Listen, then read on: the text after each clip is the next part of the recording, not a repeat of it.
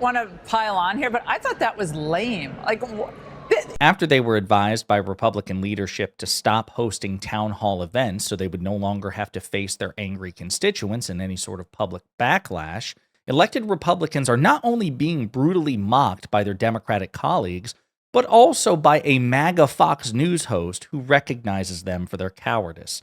But before we unpack all that, if you end up liking this video and you want to support the channel, please be sure to hit the like, subscribe, and alert bells before you go. All right, friends, got several clips to play here, but I want to start with Republican Speaker Mike Johnson, who is a very smart man, but an unprincipled coward. And this clip is from him appearing on Fox News, justifying his advice to his Republican colleagues to stop hosting town hall events after they've been going viral for the backlash that they've received, as we've discussed in multiple videos. Here's Johnson trying to justify that. But with regard to the town halls, look, I mean, we have Republicans who want to go out and be among their constituents and hear their concerns and dialogue with them. It's a big part of the job. But the problem is they're being ambushed right now by what are some, in many cases, paid protesters. You got George Soros-funded groups. They're very well organized. That's one thing Democrats do very well, is this organization, right? And they go in, they go an hour or two early before the event. They fill all the seats. And so the actual constituents of these Republican members can't actually make it into the arenas. And so it's not a productive dialogue at all. They're just walking into an ambush. So we've encouraged our members to think thoughtfully about that.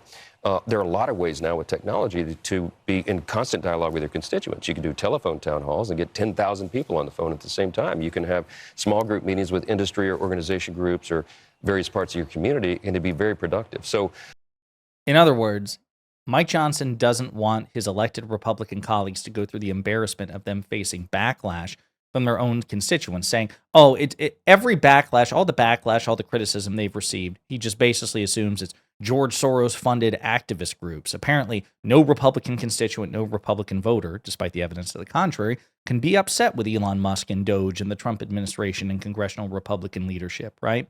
So it's totally ridiculous. But what's interesting is, and we'll get to the Democratic mockery of Mike Johnson and Republican leaders, but I really want to skip to this part here, which is MAGA Fox News host Laura Ingraham is also really derisive of this. She finds this total cowardice pathetic, and she calls it out. She's basically even generously grants the premise that it is liberal groups, you know, fueling the overwhelming majority or the totality of the backlash. She even grants Johnson his premise, but still calls Republicans out for their cowardice in avoiding the town halls. Congressman Fox's Chad Pergram is reporting that the National Republican Congressional Committee is telling members to hold no in-person town halls because Democrats have been hijacking them. Is that the right call here?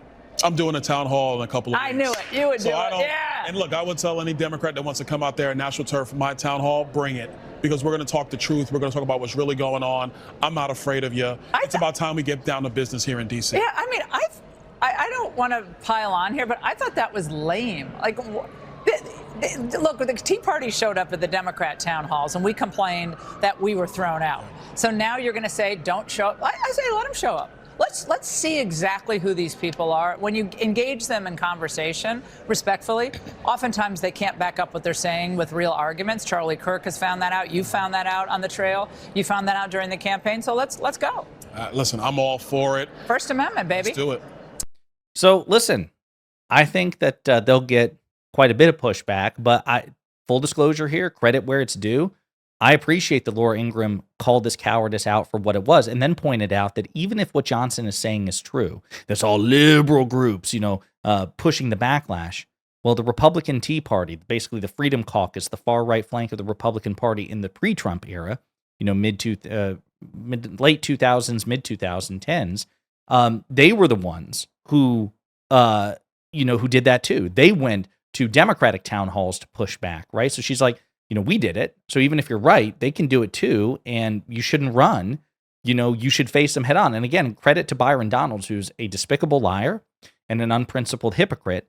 But no one can accuse Byron Donalds of being a coward, right? Byron Donalds will go on, and he'll go on CNN regularly. He'll be interviewed by Bill Maher. And Bill Maher, despite his faults, will call out MAGA Republicans for their extremism.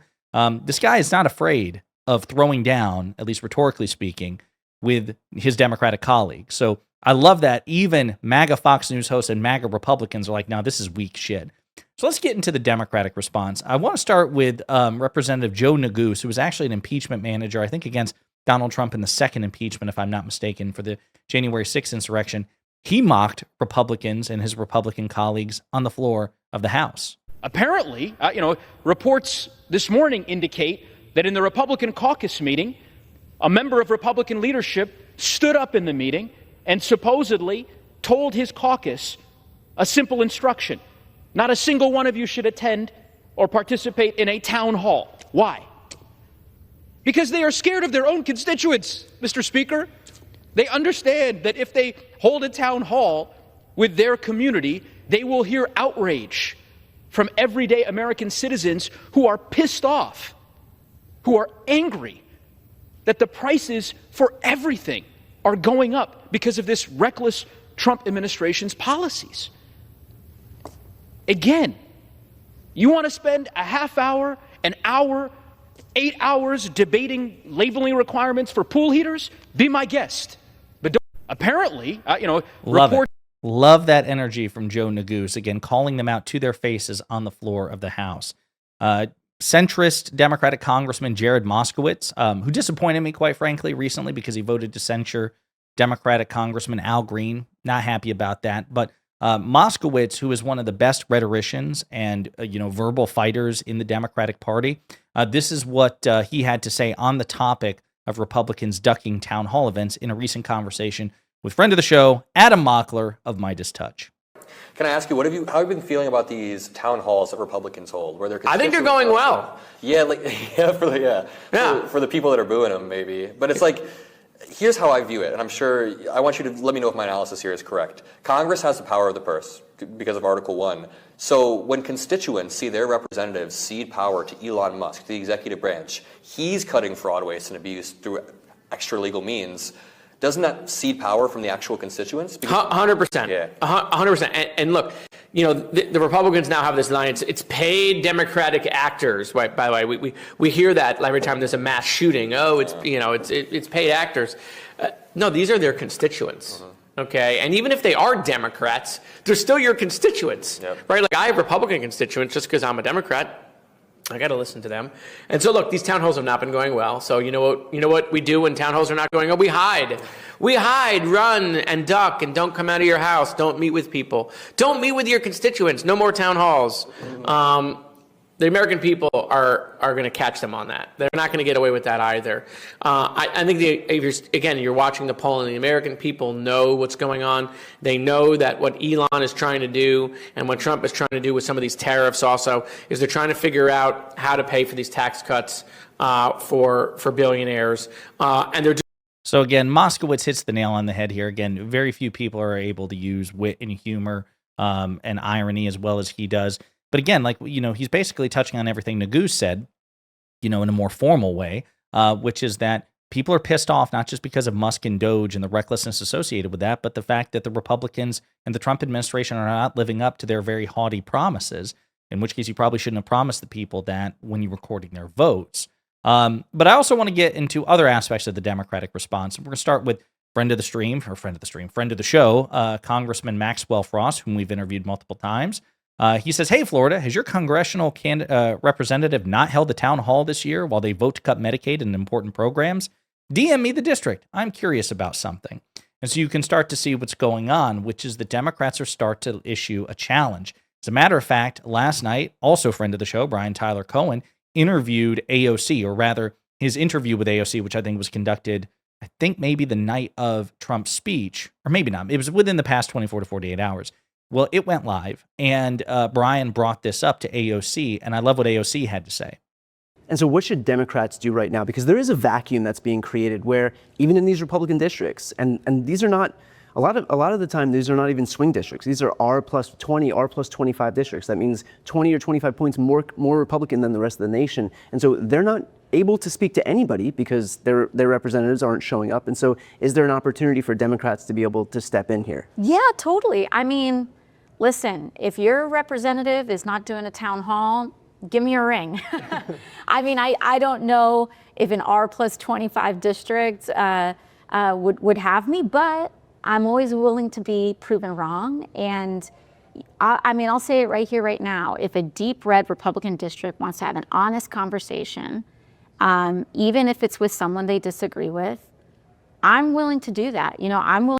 She's so good. AOC to me is the embodiment of what we're really looking for in this idea of like a progressive activist who is authentic and she's a fighter for what she believes in, but she's also developed really impressive political skills, and especially such a short amount of time. I think she was elected to Congress, if I remember correctly, in 2018, right? So she's only been in Congress for about, 6 years, and she's done so damn well. Quite frankly, they robbed her of the ranking member oversight position for Jerry Connolly, who's brilliant, but he is just not the superstar that she is. He's not the messaging machine that she is.